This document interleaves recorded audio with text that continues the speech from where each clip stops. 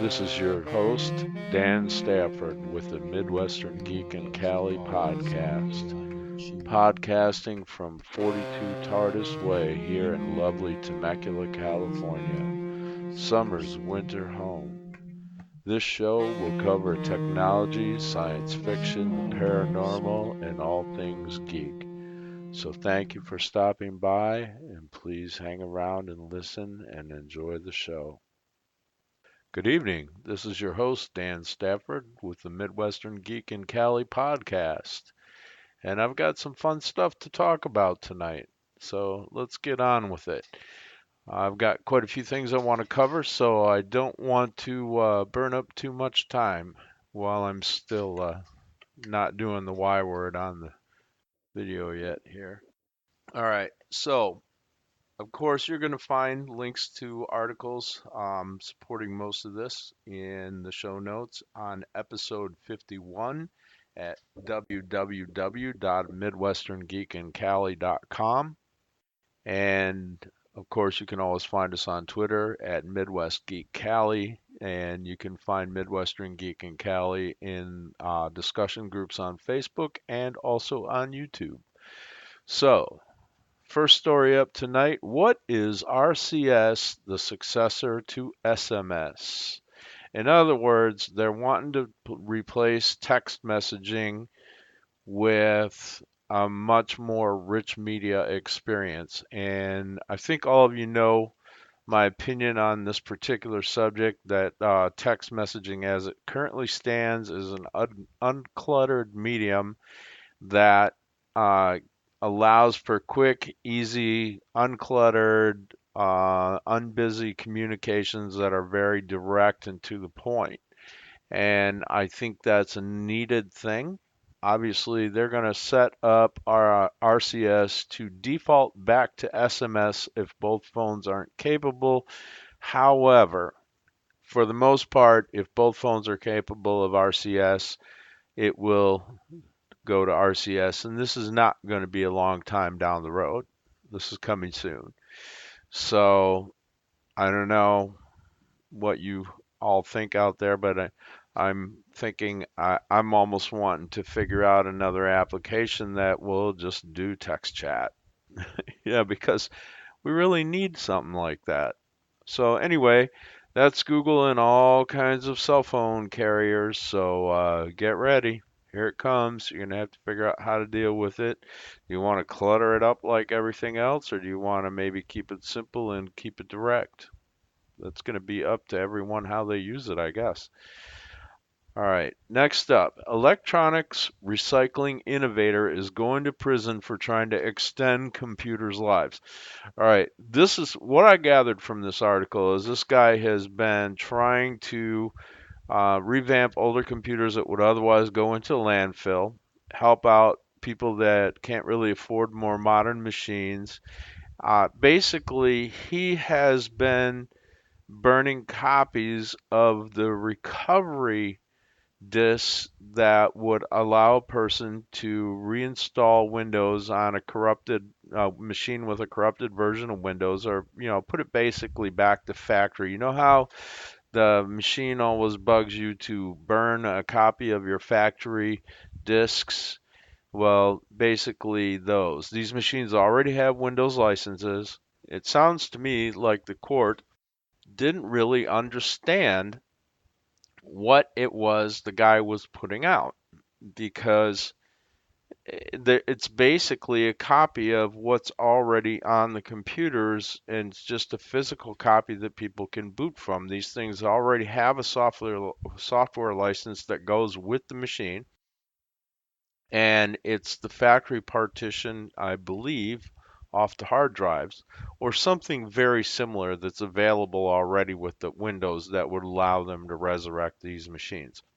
Now, if they're going to behave like this about trying to extend the life of equipment and keep it from going into landfills and keep it useful for a longer period of time, I've got to say, Linux is a free and open source operating system. It doesn't cost anything for the desktop version of Linux, and it will run on a lot of these older computers.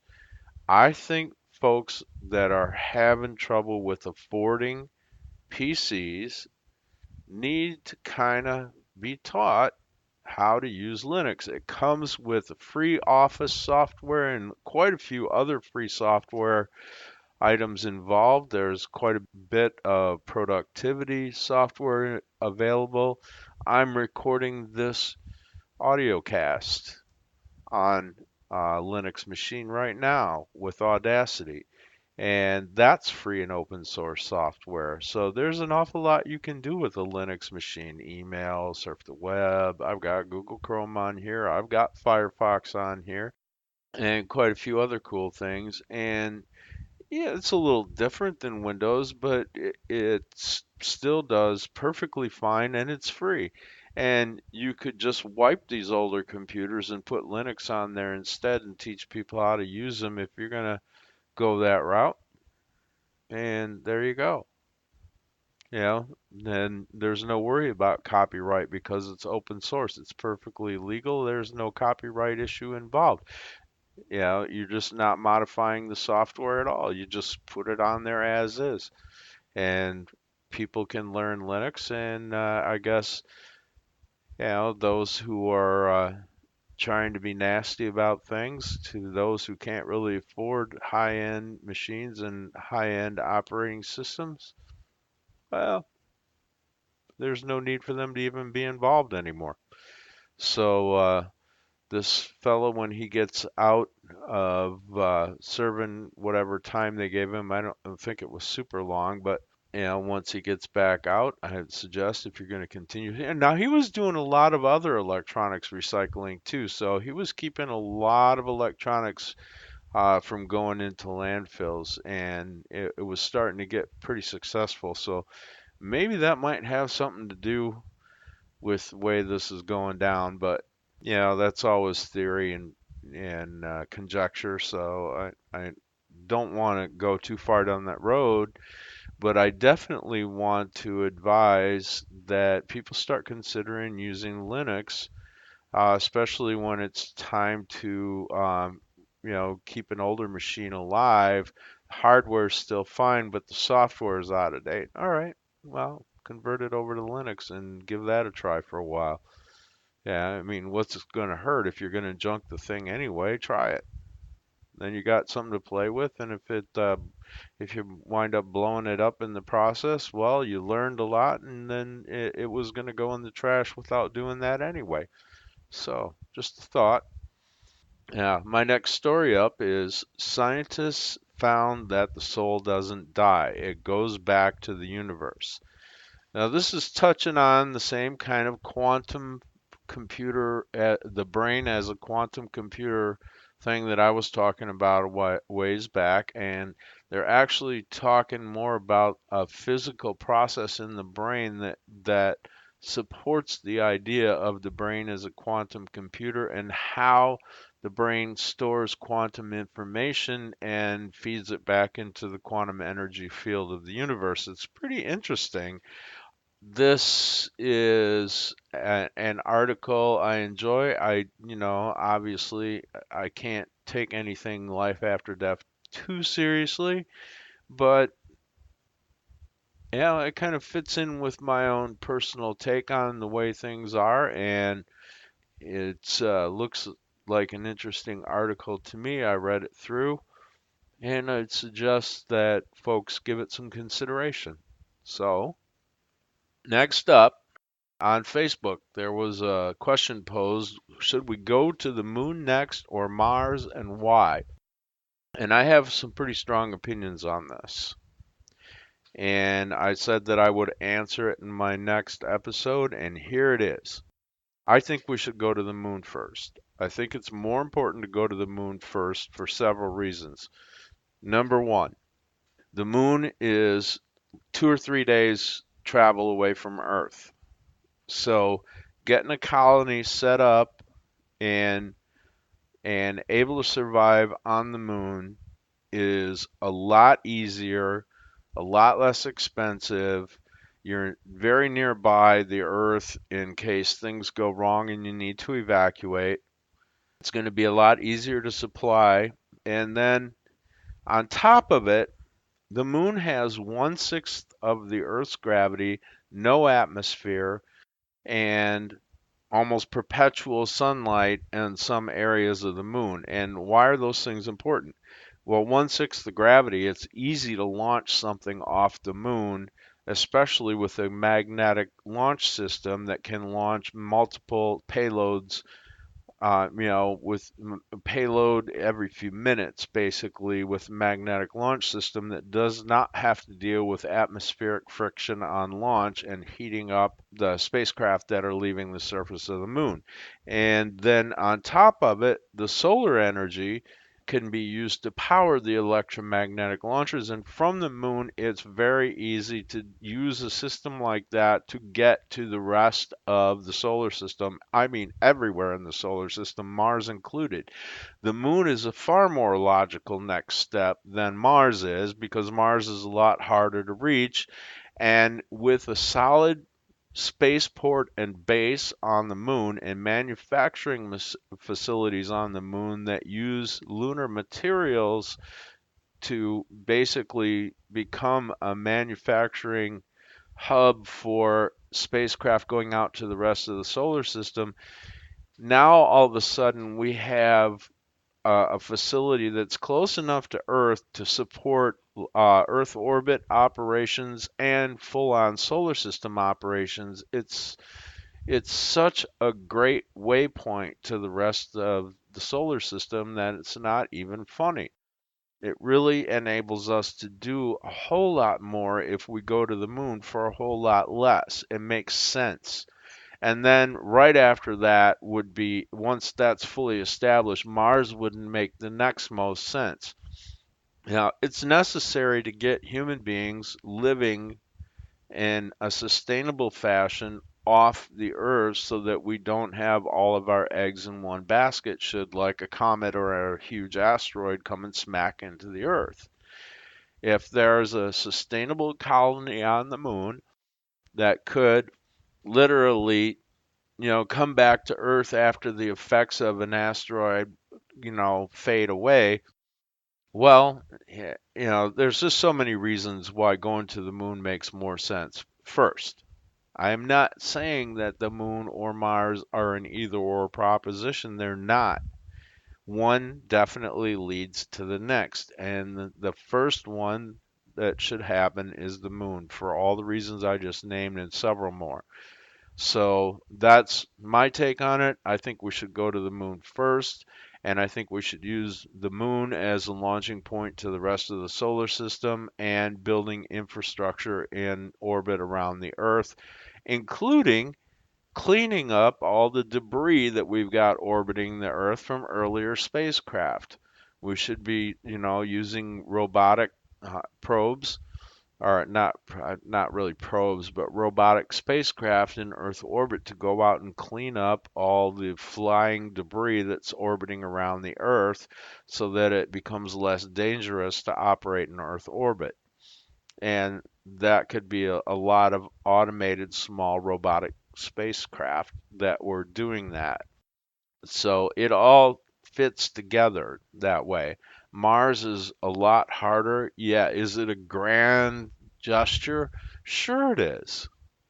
But grand gestures are cool, but we need practicality. And it's far more practical to really develop the moon in a big way and then use the moon to develop the rest of the solar system. Because you've got a launch point that's much easier to get out of than the Earth. Unless you build the ring I was talking about a while back. Anyway, that's my take on the moon or Mars, and that's why. Next story up. The U.S. public domain has not expanded since 1998, and that changes next year. I need to bring this story up so I can kind of review it a little bit, but it looks like we're going to get works released to public domain that were from 1923 or earlier. Thousands of books, films, and music recordings from 1923 will enter the U.S. public domain next year. Now, this is from How to Geek, and some of the highlights that How to Geek gives here are Charlie Chaplin's film The Pilgrim, Cecil B. DeMille's film The Ten Commandments, Cummings' Tulips and Chimneys, Winston Churchill's The World Crisis, and Aldous Huxley's Antic Hay. I'm going to say that this is quite a collection being made available. And as always, with works that go into the public domain, they now become possible to make derivative works from and inspire new takes, new versions, and sequels, so to speak. I'm looking for the correct word. It's like not really, not necessarily a sequel, but offshoots, spin-offs, all of the above. So this is cool when a new batch of material goes into public domain. It generally inspires a lot of new artistic development, and it's a good thing. It's a cool story. And of course, the link to the full article is going to be in the show notes at MidwesternGeekandCali.com. Next up is a Dan idea. That's me. This is something I've been chewing on in the back of my head for a long time. Now, some of you out there listening may well know that classic mechanical typewriters have been making kind of a bit of a comeback in recent years. And a lot of people just love writing on them because they're so tactile and they're less distracting than digital. And I think that there could be more to the story. And so my idea is to take classical typewriters and you add an attachment in there. It's basically a bar that fits in the typewriter body somewhere, and it uses micro lasers, just little small LED lasers to detect which key is depressed and which character is being used in order on the typewriter, and then digitizes that, sends it via a USB cable over to a PC, which is running behind the writer. You start up a blank document, and basically you type hard copy and digital copy at the same time with a mechanical typewriter. It's got the mechanical typewriter cool. It could even be wireless Bluetooth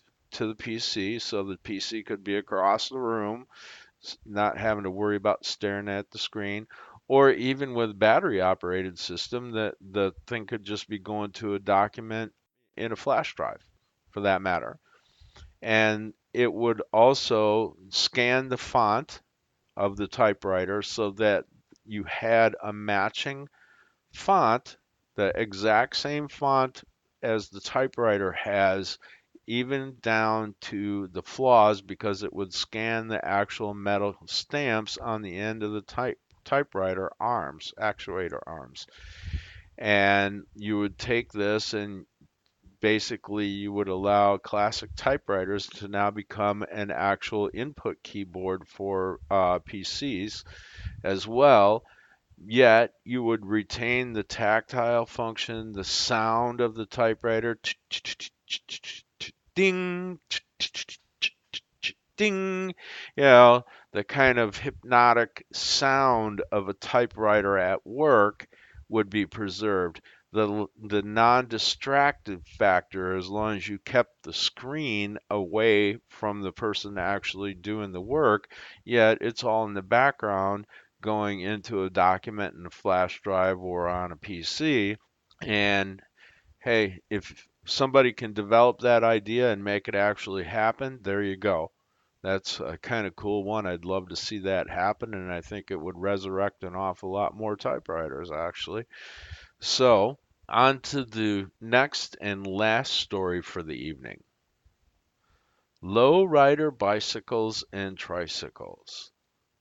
Now, we watch the CBS Sunday morning show. With well, it used to be Charles Osgood, and before that it was Charles Kuralt, and now it's Jane Pauley and crew. And it's usually got some very uplifting kind of human interest slash art slash film slash cool stuff. It's just a very uplifting show on Sunday, and I really enjoy it. And they had this wonderful, wonderful segment on lowrider bicycles and tricycles. There's this guy that started making these. He is a immigrant from Mexico, U.S. citizen now, and he makes lowrider bicycles that are amazing works of art. Check this article out and go watch the video. It's totally cool. And you want to talk about bikes with bling? I mean, just like what a joy to ride those things. And you just ride them around slow and easy and pedal around and have fun in the neighborhood. Man, those things look cool. They just like my eyes lit up like a little kid watching that. And then I thought to myself, you know what? I want my lowrider bike to be a UFO on wheels with white walls. And that's it. I would love to have one. And I was thinking, the perfect shape UFO would be the UFO that they used to keep in the garage on My Favorite Martian. That's a good shape for UFO bicycle for one of those cool lowrider bikes. And there you go, whole different take on the same kind of thing. So with that, I'm gonna wrap up episode 51 here real quick. Tanya, who was on episode 49 with me, is launching very soon her own podcast, Midwest Nerd Chick. She's really close to launch, and I'm looking forward to it. So as soon as she is a go on her first full-blown episode, I will send out links and make sure that I put that up on one of my episodes so that you all know. And with that, I'm going to say good night, and may there never be a rogue wave in your coffee mug. Thank you for listening to a Midwestern Geek in Cali podcast. You can find our site at www.midwesterngeekincali.com. You can find us on Twitter at Midwest Geek Cali, and you can find us on Facebook in discussion groups. Thank you again, and happy Vulcan fingers to you from the Agent of 42. Visualizations created with Plane 9 Visualizer. www.plane9.com. That's PLANE, the number 9.com.